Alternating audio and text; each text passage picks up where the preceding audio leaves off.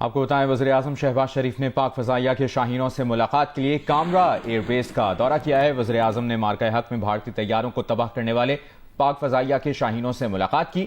اعلامیے میں کہا گیا ہے کہ پاک فضائیہ کے شاہینوں نے پاکستان کی فضائی برتری قائم کی۔ وزیر اعظم کے دشمن کی برتری کی خوش فہمی کو خاک میں ملانے والے پاک فضائیہ کے شاہینوں سے ملاقات۔ نائب وزیر اعظم اسحاق ڈار، وزیر دفاع خواجہ آصف بھی ہمراہ تھے۔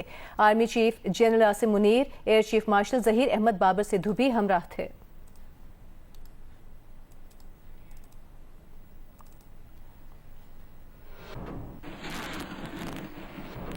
وزیر اعظم شہباز شریف نے کہا ہے کہ حالیہ جنوبی ایشیائی بحران میں آذربائیجان نے پاکستان کا ساتھ دے کر بھائی چارے کا ثبوت دیا ہے۔ آذربائیجان کی قیادت اور عوام کی حمایت نے دنیا کو دکھا دیا کہ ہم حقیقی بھائی ہیں۔ وزیر اعظم شہباز شریف نے کہا کہ آج ان کی صدر الہام علیوف سے گفتگو ہوئی۔ گفتگو میں پاکستان اور آذربائیجان کے درمیان اقتصادی شراکت داری کو مزید بڑھانے پر بھی بات چیت ہوئی اور آذربائیجان کی سرمایہ کاری پاکستان میں بڑھانے کے امکانات پر تبادلہ خیال ہوا۔ وزیر اعظم نے کہا کہ انہوں نے صدر الہام علیوف کو اسلام آباد دورے کی دعوت دہرائی ہے۔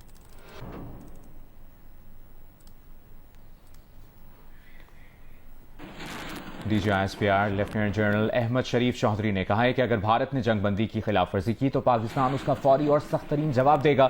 بھارت کے ساتھ جنگ بندی کے 4 دن بعد برطانوی میڈیا سے گفتگو میں احمد شریف چودھری نے خبردار کیا کہ ایٹمی صلاحیت رکھنے والے پڑوسیوں کے درمیان سنگین کشیدگی دونوں کو تباہ کر دے گی۔ اگر بھارت یہ سوچتا ہے کہ وہ جنگ کے لیے کوئی بہانہ تراش کر سکتا ہے تو یہ حقیقت میں دو طرفہ تباہی کی وجہ بن جائے گی۔ انہوں نے کہا کہ دنیا نے اب جوہری خطرے کو تسلیم کر لیا ہے۔ امریکہ جیسا کوئی بھی سمجھدار ملک اس بےہودگی کو سمجھتا ہے اور دیکھ رہا ہے کہ بھارت کیا کرنے کی کوشش کر رہا ہے۔ ترجمان پاک فوج نے کہا کہ بھارت کشمیر کے معاملے کو داخلی بنانے کی کوشش کرتا ہے اور فوج کی بھاری تعداد کے ذریعے کشمیریوں کو خوف زدہ کرنا چاہتا ہے۔ یہ وہ مسئلہ ہے جسے اقوام متحدہ کے سیکیورٹی کونسل کے قراردادوں کے مطابق کشمیریوں نے حل کرنا ہے۔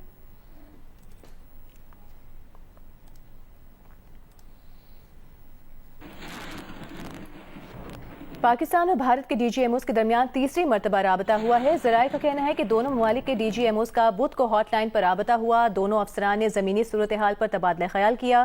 فریقین نے جنگ بندی کو برقرار رکھنے کے عزم کا اعادہ کیا۔ ذرائع کا کہنا ہے کہ پاکستان اور بھارت کے ڈی جی ایم اوز کے درمیان تیسرا رابطہ مثبت رہا۔ سینٹ نے بھارتی جارحیت کے خلاف مسلح افواج کی کارروائی پر قرارداد متفقہ منظور کر لی ہے۔ قرارداد میں کہا گیا ہے کہ آرمی، ایئر فورس اور نیوی نے پیشہ ورانہ مہارت کا مظاہرہ کیا۔ اس آپریشن نے پاکستان کی خود مختاری کا تحفظ کیا۔ آپریشن پختگی سے کیا گیا۔ وزیر قانون اعظم نذیر تاڑ نے مسلح افواج سے متعلق قرارداد ایوان میں پیش کی۔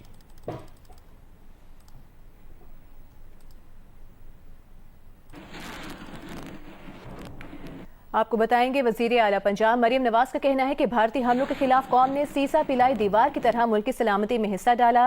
اس عظیم فتح کے بعد دنیا یہ کہنے پر مجبور ہو گئی ہے کہ پاکستان مضبوط اور طاقتور قوم کے طور پر ابھر رہا ہے۔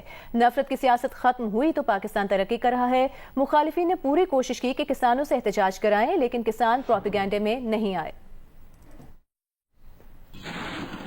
جس طرح ہماری پوری قوم نے، چاہے وہ بزرگ ہوں، نوجوان ہوں، خواتین ہوں، بچے ہوں، جس طرح پوری قوم نے واقعی ایک سیسا پلائی ہوئی دیوار کی طرح اس ملک کی سلامتی میں اپنا حصہ ڈالا، یہ صرف سرحدوں کی جنگ نہیں تھی، یہ نظریات کی جنگ تھی، یہ جذبوں کی جنگ تھی جس میں پاکستان نے سب کو پچھاڑ دیا الحمدللہ۔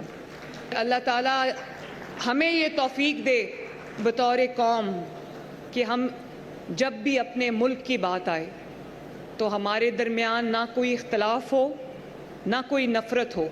نفرت کی سیاست نے ویسے بھی اس ملک کو کچھ نہیں دیا۔ اب نفرت کی سیاست ختم ہوئی ہے تو آپ دیکھو کہ ملک کتنا ترقی کر رہا ہے۔ وزیر اطلاعات پنجاب عظمہ بخاری نے خیبر پختونخوا کے مشیر اطلاعات محمد علی سیف کو مخاطب کرتے ہوئے کہا ہے کہ مریم نواز نے جنگ کے دنوں میں سب سے متحرک وزیر اعلیٰ کا کردار ادا کیا ہے۔ جب ڈرونز گر رہے تھے مریم نواز نے پنجاب کی سول انتظامیہ کو متحرک رکھا۔ علی امین گنڈاپور جنگ کے دنوں میں اڈیالہ جیل کے چکر کاٹتے رہے، بدتمیزی کرتے رہے۔ بانی پی ٹی آئی کا بھی جنگ کے دوران کوئی بیان نہیں آیا۔ پوری تحریک انصاف جنگ کے دوران منظر عام سے غائب رہی۔ عظمہ بخاری نے کہا کہ تحریک انصاف کا سوشل میڈیا اپنے ہی ملک اور فوج کے خلاف مہم جوئی میں مصروف رہا۔ اس جنگ نے بہت سارے چہروں کو بے نقاب کر دیا ہے۔ پوری قوم اپنے بہادر افواج کے شانہ بشانہ کھڑی تھی تو دوسری طرف تحریک انصاف کا گالم گلوچ بریگیڈ حسب روایت قوم میں انتشار، جھوٹ اور افراتفری پھیلانے میں مصروف رہا۔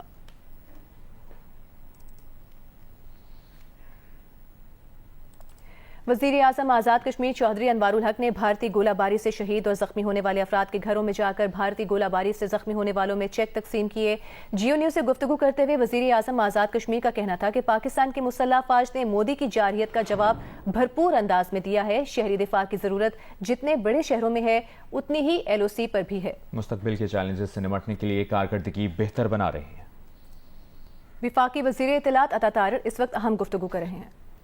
بنیان المرصوص میں یہ ایک تاریخی کامیابی تھی۔ ہم اپنے شہداء کو یاد کریں گے، اللہ تعالیٰ کی بارگاہ میں سجدہ شکر بجا لائیں گے، سروں کو جھکائیں گے، اور یہ نعمت پاکستان کی جو اللہ تعالیٰ نے ہمیں عطا فرمائی، ہماری افواج پاکستان نے جس بہادری دلیری سے اس کا دفاع کیا اور اللہ تعالیٰ نے ہمیں ایک فتح سے ہمکنار کیا، اس پر پوری قوم کل اللہ تعالیٰ کی بارگاہ میں سجدہ ریز ہوگی۔ تو کل صبح فجر کے بعد دعاؤں کا سلسلہ شروع ہوگا، جمعے کے اجتماعات کے بعد شکرانے کے نفل ادا کیے جائیں گے، جمعے کے اجتماعات میں ملک و قوم کے لیے، افواج پاکستان کے لیے دعا کی جائے گی، اور کل کا دن پرچم کشائی ہوگی مختلف مقامات میں پورے ملک کے اندر، اور اس کے علاوہ جو یادگار شہداء ہیں ان پر پھول رکھے جائیں گے، حاضری دی جائے گی شہداء کی قبروں پر، اور ان کو خراج عقیدت پیش کیا جائے گا۔ کل کے دن مزار قائد پر، مزار اقبال پر گارڈز کی چینجنگ کی سیریمنیز بھی ہوں گی، اور اس کے ساتھ ساتھ کل دن کا آغاز توپوں کی سلامی سے کیا جائے گا۔ تو یہ کل کا دن جو ہے یوم تشکر کے طور پہ پورے ملک میں عقیدت کے ساتھ اور احترام کے ساتھ منایا جائے گا، اور ہم سب مل کے بطور پاکستانی قوم اللہ تعالیٰ کا شکر ادا کریں گے۔ اللہ تعالیٰ نے جو اس قوم کی عزت وقار میں اضافہ کیا، اور کل ایک مرکزی تقریب اسلام آباد میں منعقد ہوگی جس میں وزیر اعظم شہباز شریف اور سروسز چیفز اس میں شرکت کریں گے، سپاہی سالار general Syed Asim Munir, air chief marshal Zaheer Uddin Babar, naval chief admiral Naveed Ashraf, اور تمام جو ہے ہمارے وفاقی وزراء اس میں شریک ہوں گے، اور کل یوم تشکر کی مرکزی تقریب میں اللہ تعالیٰ کا ہم شکر ادا کریں گے اور قوم کو ایک یکجہتی کا پیغام دیں گے۔ تو میں پاکستانی قوم کو یہ کہنا چاہتا ہوں کہ آپ اپنے گھروں پر پاکستان کا جھنڈا لہرائیں، اور شام کی مغرب کی نماز کے بعد چراغاں کریں، دیے جلائیں، اور اظہار یکجہتی کریں، نہ صرف اس ملک کی افواج کے ساتھ اور شہداء کے ساتھ، بلکہ یہ پاکستانی قوم کی فتح ہے، اور پاکستانی قوم کی اتحاد اتفاق کی فتح ہے، اس کو بھی سیلیبریٹ کریں، اور پاکستانی پرچم ہر جگہ پر آویزاں انشاءاللہ تعالی نظر آئے گا۔ اور یہ یوم تشکر کل اللہ تعالیٰ کا شکر، تاریخی فتح پر ملک بھر میں کل یوم تشکر منانے کا اعلان کیا گیا ہے۔ اسی حوالے سے وفاقی وزیر اطلاعات عطا طارق گفتگو کر رہے ہیں۔ پاکستان نے امریکہ کو منتخب آئٹمز پر زیرو ٹیرف دو طرفہ تجارت کی پیشکش کر دی ہے۔ ذرائع کا کہنا ہے کہ امریکی صدر کے پاکستان کے ساتھ تجارت بڑھانے کے جواب میں پاکستان نے یہ تجویز دی ہے۔ پاکستان منتخب ٹیرف لائنز پر زیرو ٹیرف کے ساتھ باہمی مفادات کی بنیاد پر دو طرفہ معاہدہ کرنا چاہتا ہے۔ پاکستان امریکہ کے ساتھ متعدد شعبوں میں دو طرفہ تجارت کو توسیع دینا چاہتا ہے۔ یہ پیشکش امریکی صدر کی طرف سے پاک بھارت فائر بندی کا معاہدہ کرنے کے بعد کی گئی۔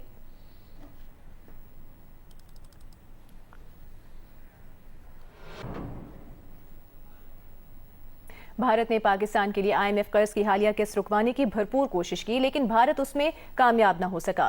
بھارتی احتجاج کے باوجود IMF بورڈ نے نہ صرف پاکستان کے لیے $1 ارب کی فوری قسط منظور کی، بلکہ $1.4 ارب کی مزید فنڈنگ کی بھی اجازت دے دی۔ برطانوی نشریاتی ادارے کی رپورٹ کے مطابق IMF نے بھارتی اعتراضات پر اپنا موقف دینے سے انکار کر دیا۔ IMF بورڈ میں بھارت کا اثر و رسوخ بہت ہی محدود ہے، کسی بھی فیصلے میں اس کے پاس صرف 2.6% ووٹنگ شیئر ہے۔ ویسے بھی IMF قواعد میں کسی بھی تجویز کے خلاف ووٹ ڈالنے کی اجازت نہیں ہے۔ بورڈ ارکان حق میں ووٹ دے سکتے ہیں یا ووٹ ڈالنے سے پیچھے ہٹ سکتے ہیں۔ برطانوی میڈیا رپورٹ کے مطابق بھارت کو اس بات پر بھی اعتراض ہے کہ IMF بورڈ میں امریکہ کے پاس 16.5% ووٹنگ کا شیئر کیوں ہے۔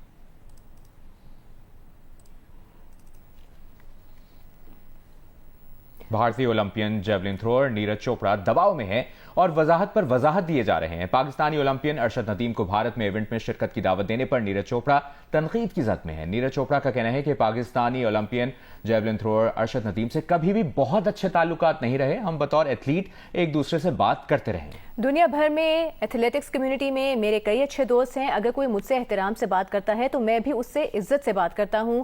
ارشد ندیم کو ٹورنامنٹ میں شرکت کے لیے بھارت آنے کی دعوت پر نیرج چوپڑا پر سوشل میڈیا پر تنقید ہوئی تھی. نیرج چوپڑا نے کہا کہ ارشد ندیم کو ایونٹ میں شرکت کے لیے دعوت دینے پر ان سے نفرت کا اظہار کیا گیا, گالیاں دی گئیں. ایونٹ پہلگام واقعے کے بعد منسوخ کر دیا گیا تھا. گورنر پنجاب سردار سلیم حیدر خان کا کہنا ہے کہ پاکستان اور ایران کے درمیان تعلقات مذہب, ثقافت اور تاریخ سے جڑے ہوئے ہیں. دونوں ملکوں کے درمیان ثقافت, تجارت اور دیگر شعبوں میں تعاون کو فروغ دینے کی ضرورت ہے. ایرانی سفیر رضا میری مقدم نے گورنر ہاؤس لاہور میں گورنر پنجاب سردار سلیم حیدر سے ملاقات کی. ابھی آپ کو بتائیں, عالمی ایٹمی توانائی ایجنسی نے کہا ہے کہ پاکستان کی کسی جوہری تنصیب سے تابکاری مواد کا کوئی اخراج نہیں ہوا. پاک بھارت کشیدگی کے دوران پاکستان کی کسی جوہری تنصیب سے تابکاری مواد کا اخراج یا رساؤ نہیں ہوا. دستیاب معلومات کی بنیاد پر پاکستان کی کسی بھی جوہری تنصیب سے کوئی تابکاری مواد کا اخراج یا رساؤ نہیں ہوا.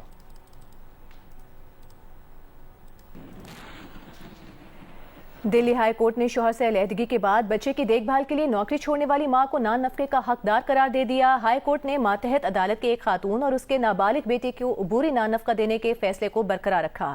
ہائی کورٹ جج کا کہنا ہے کہ عورت کی جانب سے ملازمت چھوڑنا اپنی مرضی سے کام ترک کرنے کے طور پر نہیں دیکھا جا سکتا. نابالغ بچے کی دیکھ بھال کی ذمہ داری اس پر آتی ہے جس کے پاس بچے کی تحویل ہوتی ہے. ہائی کورٹ نے کچھ ترمیم کے ساتھ بیوی کو 7,500 اور بچے کو 4,500 روپے دینے کا حکم دیا. ماتحت عدالت نے 2023 میں خاتون کے شوہر کو بیوی بچے دونوں کو الگ الگ 7,500 ماہانہ نان نفقہ دینے کا حکم دیا تھا. خاتون کے شوہر نے ماتحت عدالت کا فیصلہ دلی ہائی کورٹ میں چیلنج کیا تھا.